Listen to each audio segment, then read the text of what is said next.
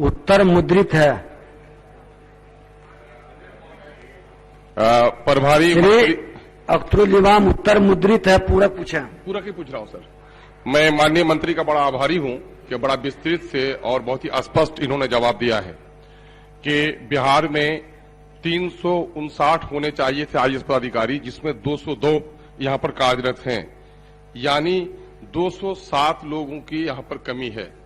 107 लोगों 202 की कमी है। यहां पर राज्य में 200 पदाधिकारी कार्यरत हैं, तो सर मैं 128 लोगों की कमी है। सर मैं ये जानना चाह रहा हूं कि पदाधिकारियों आईएएस पदाधिकारियों की कमी होने के नतीजे में हमारी विकास में बड़ी रुकावट है।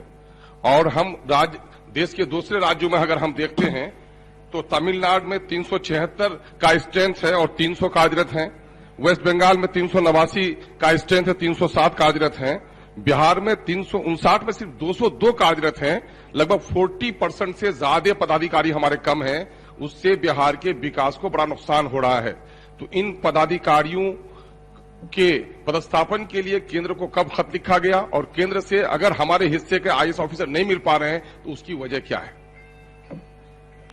माननीय मंत्री समान प्रशासन। खंड 3 में वस्तु स्थिति स्पष्ट कर दी गई है कि राज्य सरकार ने लिखा है भारत सरकार को, और मैंने जिक्र किया है कि 3 परीक्षाओं का परिणाम आने के बाद भारत सरकार उस पर कार्रवाई करेगी। ये उद्धृत है।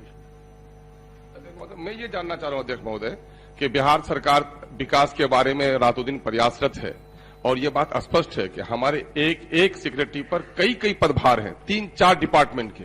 जाहिर है कि जिस पदाधिकारी पर अतिरिक्त प्रभार होंगे तो वो अपना काम सुचारू ढंग से नहीं कर पाएंगे। तो आखिर ये विषमता जो हमारे साथ है, अगर आईएएस ऑफिसरों की कमी है तो पूरे देश में राष्ट्रीय मसला है, तो हमारे ही हिस्से में कम है, ये क्या कारण है? जबकि बिहार सरकार और केंद्र सरकार में बड़ा रिश्ता अच्छा भी है। तो मैं यही बात जानना चाह रहा हूं कि अगर कमी का कारण क्या है? लगता है कि माननीय सदस्य पढ़ नहीं रहे हैं।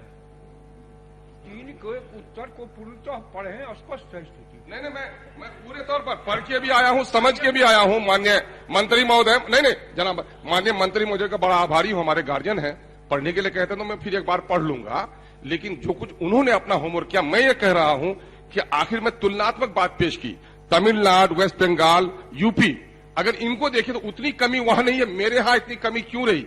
11 पदाधिकारी तकरीबन, मैं समझता हूं इस साल फिर उनको रिटायर होना है। तो इन पदाधिकारियों की कमियों में बिहार के विकास का ख्वाब कैसे पूरा हो सकता है? मैं ये जानना चाह रहा हूं कि ये कमी का कारण क्या है? दूसरे स्टेट में है और हमारे स्टेट में इतनी कमी ज्यादा क्यों है? उत्तर स्पष्ट है महोदय। मैंने अरे भाई पढ़िए, तो लिखा हुआ है कि 54 पदाधिकारियों की कमी है और 31 पदाधिकारी केंद्रीय प्रतिनियुक्ति भी है।